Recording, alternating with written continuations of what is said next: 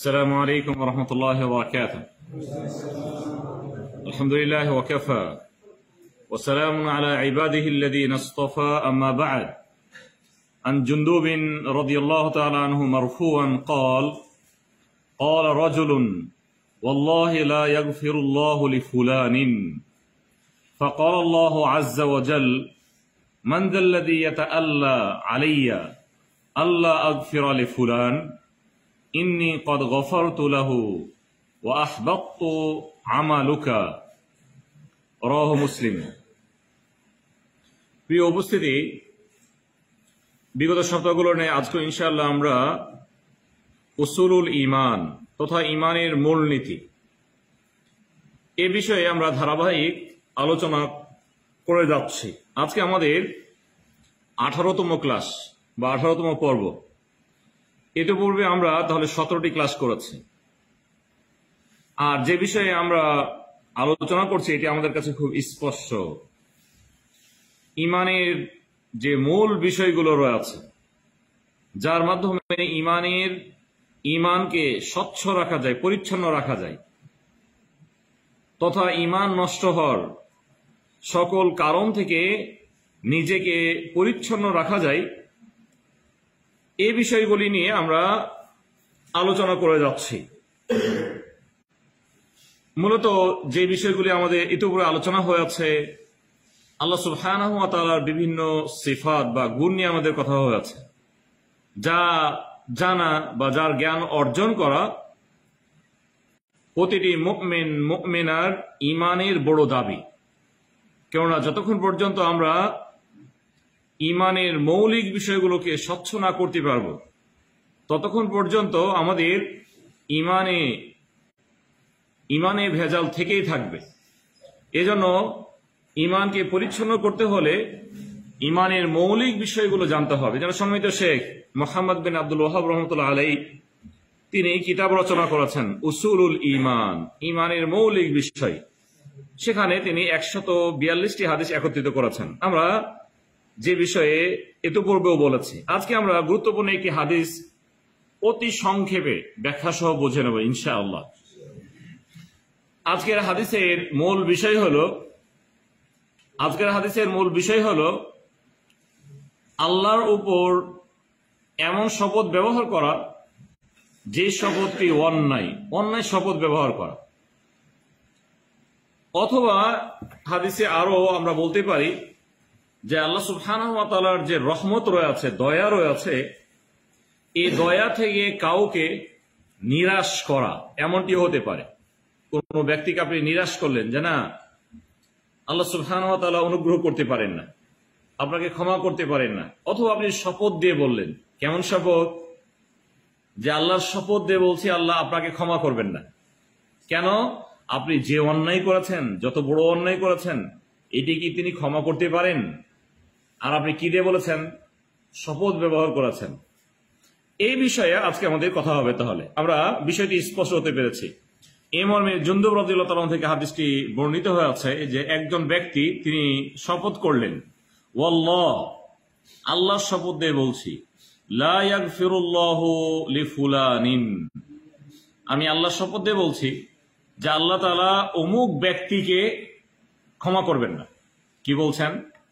অমুক ব্যক্তিকে ক্ষমা করবেন না। এবং শপথ ব্যবহার করেছেন। আমরা খুব ভালো করে জানি শপথ ব্যবহার করা হয় গুরুত্ব বুঝাতে, বিষয়টিকে আরো শক্তিশালী করতে, নিশ্চিত করতে। এক তো আল্লাহ কাকে ক্ষমা করবেন, কাকে ক্ষমা করবেন না, এটি আমরা কেউ জানি না। আমি তো বলতে পারি না যে আপনাকে ক্ষমা করবেন না। কেননা এই মর্মে আল্লাহর অনুগ্রহের বিষয়ে, আল্লাহর দয়ার বিষয়ে অনেকগুলো আমরা হাদিস পড়েছি, অনেকগুলো হাদিস আমাদের আলোচনা হয়েছে, আয়াত আলোচনা হয়েছে, যেগুলো আমরা বুঝতে পেরেছি যে আল্লাহ সুবহানাহু ওয়া তাআলার দয়া, অনুগ্রহ অফুরন্ত। কেউ যদি পরিপূর্ণ পৃথিবী ভরপুর অন্যায় করে, গুনাহ করে, এরপরে আল্লাহর কাছে ফিরে আসে, তওবা করে, আল্লাহ তাআলা পৃথিবী ভরপুর তিনি ক্ষমা নিয়ে অগ্রসর হন। সুবহানাল্লাহ, মানে ক্ষমা করে দেন।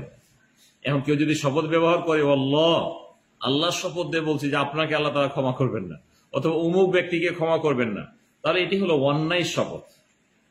অন্যায় শপথ এখানে আল্লাহর অনুগ্রহকে কিছুটা সংকীর্ণ করে দেওয়া, আল্লাহর অনুগ্রহকে সংকীর্ণ করে দেওয়া, অথবা আল্লাহর উপরে মিথ্যা শপথ ব্যবহার করা।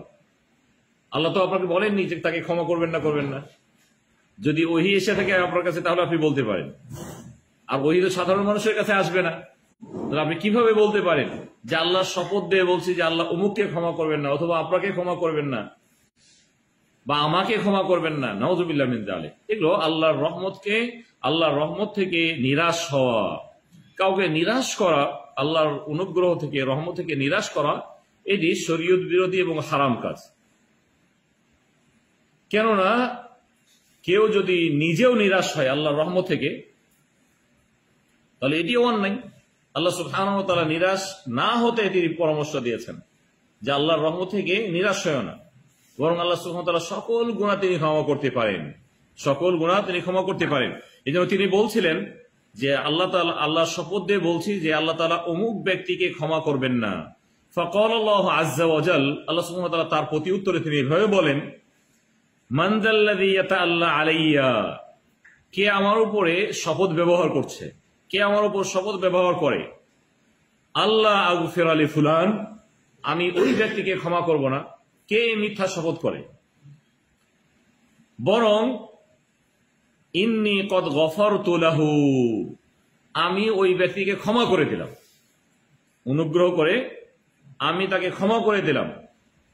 ওয়া আহবাততু আমালুকা, এবং তোমার আমলগুলোকে আমি ধ্বংস করে দিলাম, তোমার অন্যায়ের ফলে তোমার আমলগুলিকে ধ্বংস করে দিলাম। কেননা এ ধরনের উদ্ভট কথা বলা, আল্লাহর উপর এমন কথা উচ্চারণ করা যেটি আল্লাহর উপরে অপবাদ, মিথ্যা আরোপ করা, যার উপরে আল্লাহ সুবহানাহু ওয়া তাআলা ওই ব্যক্তির আমলকেও তিনি নষ্ট করে দিতে পারেন, ওই ব্যক্তির আমলকে নষ্ট করতে পারেন। তাহলে হাদিসের অর্থ আমরা সহজে বুঝতে পেরেছি যে মিথ্যা শপথ করা এটি অন্যায়, শরীয়ত বিরোধী এবং হারাম কাজ। কেননা শপথ যদি সুন্দর হয়, আল্লাহর উপর শপথ ব্যবহার করা দুই ধরনের হতে পারে। একটি হলো ভালো শপথ, বৈধ শপথ, এবং বৈধ শপথের ফলে ভালো শপথের ফলে আল্লাহ সুবহানাহু ওয়া তাআলা বান্দার শপথকে তিনি কবুল করেন। বান্দার শপথকে, যেহেতু ভালো ব্যক্তি ভালো বিষয়ে তিনি শপথ করেছেন, আল্লাহর প্রতি সুধারণা পোষণ করে শপথ করেছেন, যদি এমনটি শপথ করেন, কখনো কখনো এমনও হতে পারে আল্লাহ সুবহানাহু ওয়া তাআলা ওই ব্যক্তির ঈমান, আমল, তার ইখলাস, তাওয়াক্কুল, এগুলো দেখে যে জিনিসটি তিনি শপথ করেছেন, শপথ ব্যবহার করেছেন, সেই জিনিসটি তিনি দিয়েও দিতে পারেন বা দিয়ে থাকেন। এই মর্মে হাদিস স্পষ্ট হয়েছে। কেননা নবী সাল্লাল্লাহু আলাইহি ওয়াসাল্লাম থেকে হাদিসে আছে, যে হাদিসটি সহিহ মুসলিমে বর্ণিত হয়েছে, ইন্না মিন ইবাদিল্লাহ, আল্লাহ সুবহানাহু ওয়া তাআলার বান্দাদের মাঝে এমনও বান্দা আছেন, লাউ আকসামা আলাল্লাহ লা আবাররাহ, যদি আল্লাহর উপর শপথ দিয়ে কথা বলেন তাহলে আল্লাহ সুবহানাহু ওয়া তাআলা সেই জিনিসটি দিয়ে দেন। সুবহানাল্লাহ। কোন বিষয়ে যদি শপথ করেন তাহলে আল্লাহ সুবহানাহু ওয়া তাআলা ওই বিষয়টি দিয়ে দেন। তাহলে বান্দার মাঝে এমনও বান্দা রয়েছেন, এখানে আমরা যে শপথ পেয়েছি এই শপথটি হলো বৈধ শপথ, এই শপথটি হলো ভালো শপথ। যিনি শপথকারী তিনিও ভালো, যে বিষয়ে শপথ করছেন সেই বিষয়টিও ভালো, আর যে বিষয়ে তিনি শপথ করছেন এটি সম্ভবও বটে। মানে সব দিকেই ভালো। ব্যক্তি যদি ভালো হন, আল্লাহর প্রতি তার দৃঢ় বিশ্বাস থাকে, আল্লাহর প্রতি সুন্দর ধারণা থেকে থাকে, আল্লাহর প্রতি তার ভরসা একনিষ্ঠ যদি হয়, তাহলে তার ঈমান আমলের ফলে আল্লাহ সুবহানাহু ওয়া তাআলা তার শপথকে তিনি সম্মান করেন, তার বান্দার শপথকে সম্মান করেন। যদিও এই শপথ নিয়ে ওলামাগণ কিছুটা কথা বলেছেন যে এই শপথ কোন শপথ, তাহলে কি এভাবে বলবেন যে আমি আল্লাহর শপথ দিয়ে বলছি যে আল্লাহ তাআলা আপনাকে এই জিনিসটি দেবেন, এরই তো শপথ হলো। অবশ্য ভালো জিনিস না, ভালো যদি আমি শপথ করি, যদি ভালো শপথ করি, আপনার জন্য ভালোই কামনা করছি আমি, এবং শপথ করে বলছি, এই ধরনের শব্দ ব্যবহার করবে। কেউ কেউ বলেছেন যে এটি কি দোয়ার দোয়ার দোয়ার অবস্থা। দোয়া, কোনো ভালো ব্যক্তি যদি আল্লাহর উপর, আল্লাহর নিকট বিশেষভাবে দোয়া করেন, করজোর করে দোয়া করেন, ন্যায় নিষ্ঠার সাথে দোয়া করেন, তাহলে এই দোয়া আল্লাহ তাআলা কখনো ফিরিয়ে দেন না।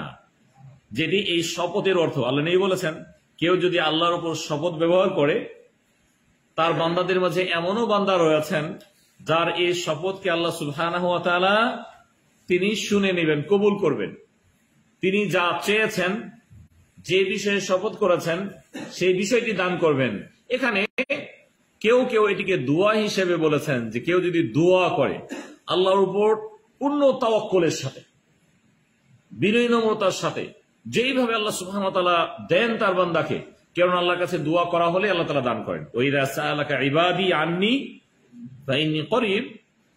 আল্লাহ সুবহানাহু ওয়া তাআলা বলেছেন, যে নবী বলে দেন, আমার বান্দারা যদি আমার সম্পর্কে জিজ্ঞাসাবাদ করেন, তাহলে আপনি বলে দেন, আমি তো তার নিকটে রয়েছি।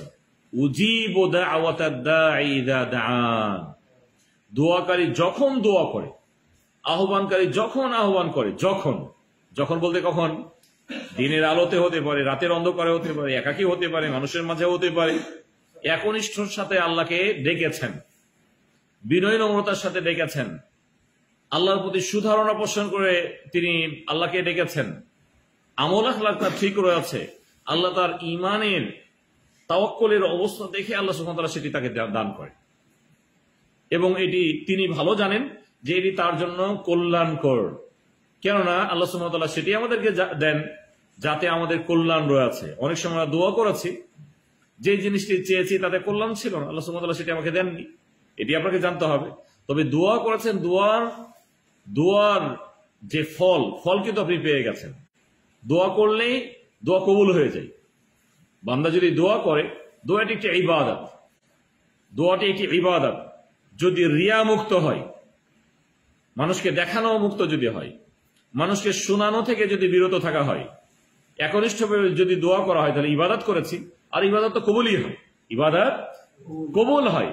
এই জন্য কেউ যদি আল্লাহর উপর শপথ দিয়ে কথা বলেন, মানে দোয়া করে, এখানে অর্থ হলো দোয়া করা। কেউ কেউ বলেছেন যে না, এখানে শপথের কথা হাদিসে আছে, যে কেউ যদি আল্লাহর উপর শপথ দিয়ে কথা বলেন, তাহলে আল্লাহ তাআলা তার বান্দাদের মাঝে অনেক বান্দাকে দিয়ে দেন। এটি শপথ হিসেবে তিনি বলেছেন, যে আমি আল্লাহর উপর শপথ দিয়ে বলছি, ইনশাআল্লাহ আল্লাহ তাআলা আপনাকে এটি দেবেন। শপথ দিয়েছেন, কি বলেছেন? এক তো আপনি আমার কাছে আপনি দোয়া চেয়েছেন, যে আপনি আমার জন্য আল্লাহর কাছে দোয়া করেন। এটি বৈধ না বৈধ নয়? বৈধ। এটি বৈধ ওসিলা। আপনি আমাকে ভালো করে বলেছেন, আমি শপথ দিয়ে বলেছি, যে আমি আল্লাহর শপথ দিয়ে বলছি, ইনশাআল্লাহ আল্লাহ তাআলা আপনাকে এটি দিবেন। আল্লাহর শপথ দিয়ে বললাম, ওয়াল্লাহি। হ্যাঁ, এটাও যদি আপনি বলেন, যদি বিষয়টি ভালো হয়, তাহলে আপনি এই ধরনের শপথ ব্যবহার করতে পারেন, এতেও কোনো সমস্যা নাই। যদি ভালো হয়, যদি ভালো হয়, তাহলে এইভাবে কেউ যদি শপথ করে, এমনও শপথ রয়েছে, যদি ভালো, যেহেতু আল্লাহর বিরুদ্ধাচারণ হয়নি, অন্যায় শপথ হয়নি, তাহলে এটি আল্লাহ সুবহানাহু ওয়া তাআলা তার ঈমানের ভিত্তিতে, আমলের ভিত্তিতে, ন্যায় নিষ্ঠার ভিত্তিতে তাকে দিতেও পারেন। এটি আল্লাহ সুবহানাহু ওয়া তাআলার কাছে খুব সহজ, খুব সহজ।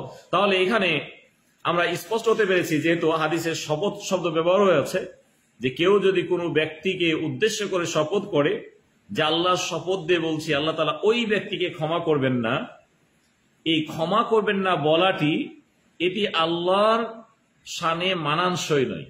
বরং আল্লাহ সুবহানাহু ওয়া তাআলা বান্দা যদি তার কাছে ক্ষমা চান, তাহলে তিনি বেশি সন্তুষ্ট হন। যত বেশি তার কাছে ক্ষমা চাওয়া হবে, আল্লাহ তত বেশি সন্তুষ্ট হন, খুশি হন। বান্দার তওবাতে তিনি খুশি হন। তাহলে কেউ যদি বলে যে না, আপনি তওবা করছেন, আল্লাহ খুশি হবে না, তাহলে উল্টো কথা বললেন। আল্লাহ বলেছেন খুশি হবেন, আল্লাহ তাআলা এতে সন্তুষ্ট হন। আল্লাহ নবী বলেছে আল্লাহ তাআলা সন্তুষ্ট হন, আর আপনি বলছেন যে না, অসন্তুষ্ট হবে, আল্লাহ তাআলা আপনাকে দেবেন না, তাহলে উল্টো কথা হয়ে গেল। আল্লাহ তাআলা বলছেন যে ইন্নী আগফিরুয যুনুবা জামিআ, আমি সকল গুনাহ মাফ করে দিব, আপনি বলছেন না সকল গুনাহ মাফ করবেন না। তাহলে উল্টো কথা হয়ে গেল। যেহেতু এটি দিন বিরোধী কথা, আল্লাহ বিরোধী কথা, আল্লাহর নীতি বিরোধী কথা, অতএব এটি হারাম, এটি হারাম। তাহলে আপনি আল্লাহর অনুগ্রহকে সংকীর্ণ করলেন, আল্লাহর দয়াকে আপনি সংকীর্ণ করলেন, এটি প্রথম বিষয়। দ্বিতীয় বিষয়, আল্লাহর উপর আপনি অপবাদ লেপন করলেন। অতএব এই ধরনের শব্দগুলো হারাম। এই ধরনের শপথগুলো যেটি দিন বিরোধী অথবা আল্লাহর কথার পরিপন্থী শপথ আপনি করেছেন, যে কোনো বিষয় হতে পারে। এখানে ক্ষমার বিষয় এসেছে, অন্য বিষয় হতে পারে, অন্য বিষয়। আল্লাহ তাআলা আপনাকে জান্নাত দেবেন না, আল্লাহ তাআলা আপনাকে এটি দেবেন না, আল্লাহ তাআলা আপনার ইত্যাদি বিষয়গুলো। তাহলে কেউ যদি শপথ করে বলে তাহলে এগুলো হারাম এবং এটি বড় ধরনের অন্যায়।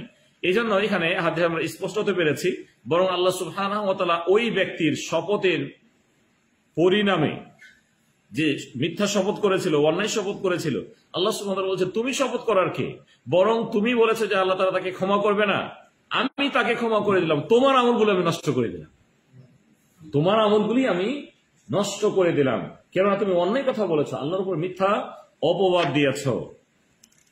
আল্লাহ সুবহানাহু ওয়া তাআলা তিনি অনুগ্রহ করেন তার বান্দাকে, তিনি অনুগ্রহ করেন তার বান্দার প্রতি, তিনি দয়াশীল, অধিক অধিক দয়াশীল। এই মর্মে আমাদের যথেষ্ট হাদিস গেছে। আর আল্লাহর সামনে যখন আমাদের কথা হবে, কথাগুলো খুব মেপে হবে। কেন আপনি এমন কথা বলতে পারেন না যে কথার মাধ্যমে আল্লাহ অসন্তুষ্ট হবে।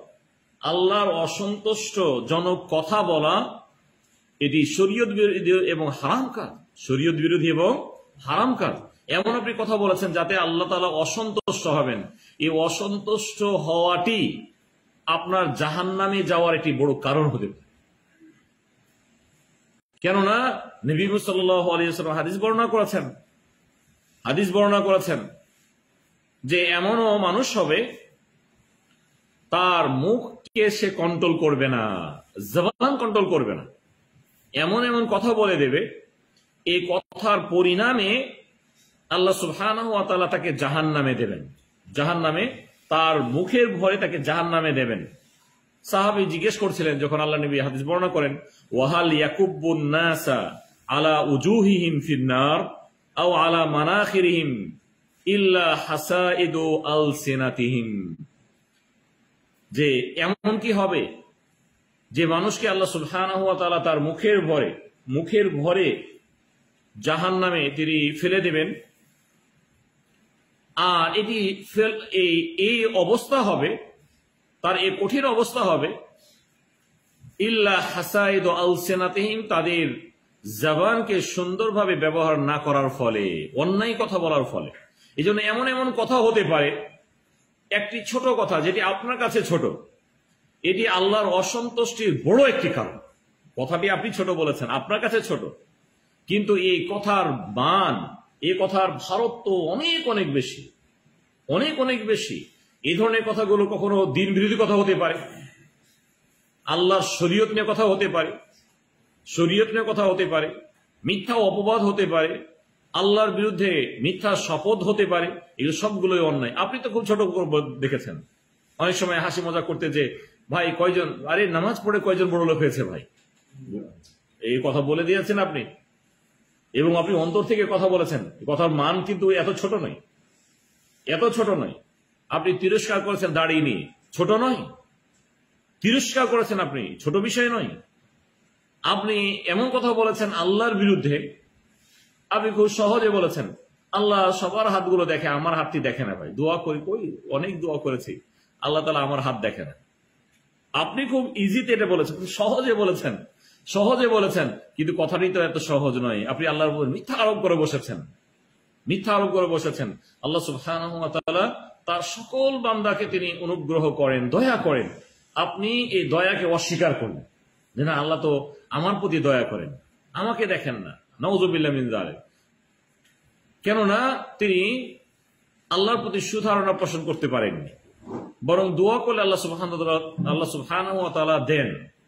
হয় তিনি যেটি চেয়েছেন সেটি দেন, অথবা তার অনুপরিমাপ অন্যায় তার থেকে সরিয়ে দেন। তিনি জানেনও না অনেক বিপদ আপনার দোয়ার ফলে আল্লাহ সুবহানাহু ওয়া তাআলা আপনার থেকে সরিয়ে দিয়েছেন। আপনাকে বিপদ থেকে মুক্ত করেছেন, হেফাজত করেছেন, আপনি আদৌ জানেন না। আর এর কারণ কি ছিল? কারণ কি ছিল? দোয়া। আপনি দোয়া করতেন, দোয়া করেছেন, দোয়ার ফল হিসেবে আল্লাহ সুবহানাহু ওয়া তাআলা আপনাকে বিপদ মুক্ত করেছেন। আপনি নিজে জানেনও না, জানেন না, অনেক বড় বড় বিপদ মুক্ত করেছেন, আপনি জানেন না। এটি কিন্তু দোয়ার ফল। হয় যেটি চাবেন সেটি আপনাকে দেবেন আল্লাহ তাআলা, অথবা ভালো বুঝে ভালো জেনে সেটি দেবেন না। কারণ আপনি তো জানেন না যে সেটিতে আমার কি আছে, কল্যাণ আছে না অকল্যাণ আছে, আল্লাহ জানেন। আপনার ভালো চেয়েছেন আল্লাহ সুবহানাহু ওয়া তাআলা, আপনাকে সেটি না দিয়ে তার চেয়ে ভালো কিছু দিয়েছেন, বিপদ দূর করে দিয়েছেন। অথবা যেটি চেয়েছিলেন সেটিও দেননি, অথবা আপনার থেকে বিপদও দূর করেননি, আরো বড় প্রতিদান রেখেছেন। কোথায়? জান্নাতে, পরকালে। পরকালের প্রতিদান আরো বড়। দুনিয়াতে আপনি সন্তান চেয়েছিলেন, মনে করে সন্তান দেননি, আপনি একটু কষ্টের শিকার হয়েছেন, কষ্ট তো পেয়েছেনই, মন থেকে একটু কষ্ট লেগেছে, অনেক অনেক এই বিষয়গুলো ঘটেছে। কিন্তু এত দোয়া করেছেন আল্লাহর কাছে, তার ফল কিন্তু বাকি থেকে গেছে। ফল কিন্তু সন্তান ছিল, আপনি সন্তান বলেছিলেন, না তোমাকে উত্তম আমি ফল দেব। উত্তম ফল কি? জান্নাতে আপনাকে বিশাল পুরস্কার দেবেন। এটি অবশ্যই বড়। এই দুনিয়ার ছোট চাওয়ার চেয়ে, দুনিয়াতে ছোট চাওয়ার চেয়ে সেখানে যদি প্রতিদান হয় তাহলে এটি আরো বড়, এর কোনো তুলনা হতে পারে না। আল্লাহ সুবহানাহু ওয়া তাআলা আপনাকে দোয়ার ফল হিসেবে সেটিও দিতে পারেন, সেটিও দিতে পারেন। এজন্য আল্লাহ সুবহানাহু ওয়া তাআলা বলেছেন, ইয়া আইয়ুহাল্লাযীনা আমানুত্তাকুল্লাহ, হে ঈমানদারেরা, কুলু কওলান সাদীদা, তোমরা সহজ কথা বলো, সঠিক কথা বলো, সুন্দর কথা বলো। কথা হবে সুন্দর। যদি ব্যক্তির সাথে হয়, কথা স্বাভাবিকভাবে হয়, বন্ধুদের সাথে কথা হয়, তাহলে সুন্দর কথা বলতে হয়, সহজ কথা বলতে হয়, সঠিক কথা বলতে হয়। সঠিক কথা, আমরা কিন্তু অনেকগুলো কথা বলেছি। সহজ কথা বলতে হয়, সুন্দর কথা বলতে হয়, সত্য কথা বলতে হয়। মিথ্যা বলা যায় না। নাকি হাসি মজা করে মিথ্যা কথা বলা যায়? আমরা কিন্তু হাসি মজা করে অনেক সময় সবার কথা বলছি না, কেউ কেউ মিথ্যার আশ্রয় গ্রহণ করি। এটিও মিথ্যা, এটিও মিথ্যা। মায়েরা সন্তানকে মিথ্যা কথা বলে ঘুম দেয়, এটিও মিথ্যা, শরীয়ত বিরোধী, হারাম কাজ। আল্লাহর কাছে এর মাধ্যমে সে মিথ্যুক হিসেবে লিপিবদ্ধ হতে পারে। আপনি বন্ধুদের সাথে মিথ্যা কথা বলেন না, বলে হাসি মজা করে বলছি ভাই, না হাসি মজা করে মিথ্যা বলা যায় না। এটি শরীয়তের কোনো অপশন নাই যে আপনি হাসি মজা করে মিথ্যা বলতে পারবেন না, এটি বলা যায় না। যেই ক্ষেত্রগুলোতে শরীয়ত বৈধতা দিয়েছে সেটি ভিন্ন একটি বিষয়, এবং সেখানে বৃহৎ স্বার্থ দেখে। তাহলে আজকে যে হাদিস, এই হাদিস আমাদের কাছে খুব স্পষ্ট, যেহেতু আজকে আমাদের কথা খুব কম হবে আমরা বলেছি হাদিসের, তাহলে আবারও আমরা হাদিসটি বলে নেই, এরপরে সংক্ষেপে মাসাইল বা এই হাদিস থেকে আমরা কি জানতে পারলাম এটি বলে আজকে শেষ করবো ইনশাআল্লাহ। তাহলে হাদিস আমরা আলোচনা করেছিলাম যে আল্লাহর প্রতি মিথ্যা শপথ আরোপ করা, অন্যায় শপথ আরোপ করা, এটি হারাম। এই মর্মে কোনো ব্যক্তি তিনি আল্লাহ শপথ দিয়ে বলছিলেন যে আল্লাহ তাআলা অমুক ব্যক্তিকে ক্ষমা করবেন না। আল্লাহ তাআলা প্রতি উত্তরে সাথে সাথে তিনি বলেছেন যে কে আমার উপরে মিথ্যা আরোপ করতে পারে, মিথ্যা শপথ করতে পারে যে আমি ওই ব্যক্তিকে ক্ষমা করব না, বরং আমি ওই ব্যক্তিকে ক্ষমা করে দিলাম, এবং তুমি যেহেতু বলেছ, শপথ করেছ, মিথ্যা আরোপ করেছ আমার উপর, তোমার আমলগুলিকে আমি ধ্বংস করে দিলাম। এটি হচ্ছে হাদিস। এই হাদিস থেকে যে বিষয়গুলো আমরা পেয়েছি সংক্ষেপে আমরা তাদের স্মরণ করে নেই, আমাদের আলোচনাতে চলে এসেছে যে আল্লাহর রহমত, অনুগ্রহ অফুরন্ত, একে সংকীর্ণ করা এটা হারাম।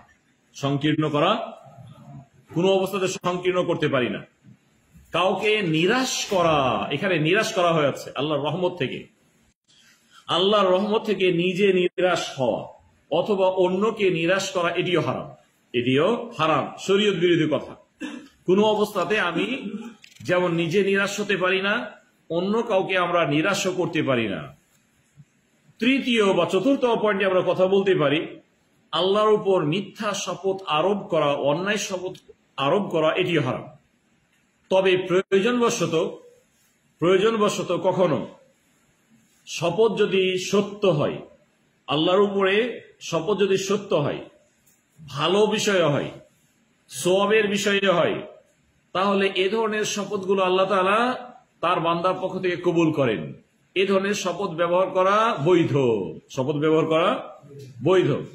আপনি ক্ষমা নিয়ে আপনি কিছুটা টেনশন করছেন।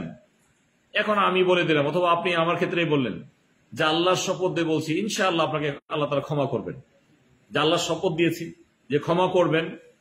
এখানে এখানে আমি দোয়ার হিসেবে বলেছি শপথটি। এই ধরনের শপথ কেউ যদি ব্যবহার করে আল্লাহর উপরে, তাহলে আল্লাহ সুবহানাহু ওয়া তাআলা তার ঈমানের ভিত্তিতে কখনো তার এই শপথ তিনি পূর্ণ করতে পারেন। শপথ, এই ধরনের শপথ, ভালো শপথ করা যেতে পারে। এরপরে শেষে আমরা বলেছিলাম যে কথা বলার সময় খুব খুব মুখ কন্ট্রোল করে কথা বলা, বিশেষ করে আল্লাহর ক্ষেত্রে। আল্লাহর ক্ষেত্রে যদি কথা বলি, তাহলে কোনো অবস্থাতে যেন আল্লাহর মানহানি হয়, আল্লাহর বিরোধিতা হয়, অন্যায় হয়, আল্লাহ যেটি বলেননি এমন মিথ্যা হয়, এই ধরনের কথাগুলি বলা বড় ধরনের অন্যায়, কবিরা গুনাহ, কবিরা গুনাহ। এই জন্য খুব সতর্ক থাকা। এর ফলে কখনো জাহান্নামে যাওয়ার বড় একটি কারণও হতে পারে, মুখকে কন্ট্রোল না করার ফলে। এই জন্য আমরা শেষ করব, যেহেতু এই বিষয়টি আমাদের এসেছে, মুখ কন্ট্রোল করা। বর্তমান সময়ে আমরা আমাদের মুখের অপব্যবহারটা অধিক করছি, মুখের অপব্যবহার অধিক করে থাকি। ইল্লা মান রাহিমাল্লাহ, আল্লাহ যার প্রতি অনুগ্রহ করেছেন তিনি ছাড়া। কেননা চুপ থাকা এটি বর্তমান সমাজে একটি দোষের কারণ।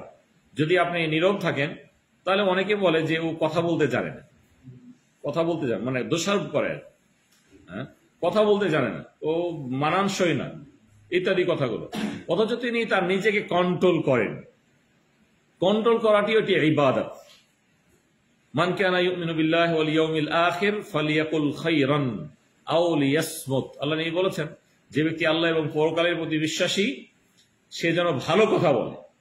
যদি ভালো কথা না থাকে তাহলে কি করবে? আল্লাহ নবী বলেছেন সে যেন চুপ থাকে, নীরব থাকে। আপনি নীরব আছেন, এখন কেন নীরব আছেন?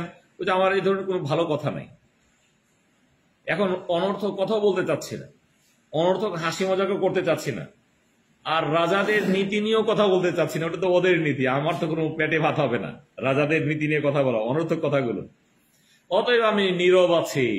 তো এই নীরব থাকাটি বড় একটি ইবাদত, এই নীরব থাকাটিও একটি ইবাদত, এটিও একটি ইবাদত। আপনি হাদিস ফলো করেছেন।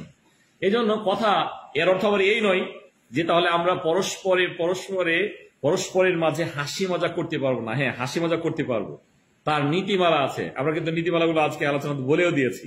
প্রথম কি বলা, আমি বলেছি যে মিথ্যা বলা যাবে না, কোন অবস্থায় হাসি মজা করতে যে মিথ্যার আশ্রয় নেওয়া, এটি করা যাবে না। অনুরূপ ভাবে দিনই কোনো বিষয়কে হেয় প্রতিপন্ন করে হাসি মজা করা যাবে না। আল্লাহর কোনো বিষয়ে, আমলি বিষয়কে হেয় প্রতিপন্ন করে কোনো হাসি মজা করা যাবে না। তাহলে হাসি মজা যদি স্বাভাবিক হয় তাহলে এগুলো করা যাবে, স্বাভাবিক যদি হয় তাহলে এগুলো করা যাবে। কিন্তু মিথ্যার আশ্রয় গ্রহণ করা, কাউকে হেয় প্রতিপন্ন করা, কারো আকৃতি নিয়ে কথা বলা, তার রূপ লাবণ্য নিয়ে কথা বলা, তার অর্জন নিয়ে কথা বলা, এগুলো অনেক সময় এগুলো অপবাদের পর্যায়ে পড়ে যায়। এগুলো গুনাহের, ওকে আপনি কষ্ট দেওয়ার এতেও হতে পারে, আপনি তাকে কষ্ট দিয়েছেন, কষ্টের সামিল হতে পারে। কষ্ট দেওয়া, মুমিনকে কষ্ট দেওয়া সর্ব অবস্থাতে হারাম। হাসি মজা করে কষ্ট দিলে সেটিও হারাম হতে পারে। তিনি মুখের উপর বলতে পারেননি ঠিক আপনাকে, কিন্তু অন্তরে অনেক কষ্ট পাচ্ছেন, যে মানুষের সামনে আপনি তাকে তিরস্কার করবেন। এইভাবে কিভাবে? তার আকৃতি নিয়ে, অথবা আপনার গঠন নিয়ে, তার ইলম নিয়ে, তার বিবেক বুদ্ধি নিয়ে, তার উপার্জন নিয়ে তিনি চাচ্ছেন না, কিন্তু আপনি তাকে কষ্ট দেন, হাসি মজা করেন তাকে, তাহলে এটি কষ্টের কারণ, এটিও হারাম, এটিও হারাম। স্বাভাবিক তাহলে হাসি মজাক হবে, যাতে কোনো ধরনের কষ্ট পাবে না এবং মিথ্যাও হবে না। এভাবে যদি সাধারণ হাসি মজাক হয়, আর এই হাসি মজাক গুলো খুব কমই আছে, এই হাসি মজাক গুলো স্বাভাবিক আমরা যেগুলো করে থাকি, যেগুলোতে মিথ্যা নাই, হ্যাঁ এগুলো ঠিক আছে, এগুলোও ঠিক আছে। আমরা আল্লাহর কাছে দোয়া করছি, আল্লাহ সুবহানাহু ওয়া তাআলা আমাদেরকে সকল ধরনের অন্যায় থেকে হেফাজত করুন। ওয়া সাল্লাল্লাহু তাআলা আলা নবিয়িনা মুহাম্মদ ওয়া আলা আলিহি ওয়া সাহবিহি ওয়া সাল্লাম।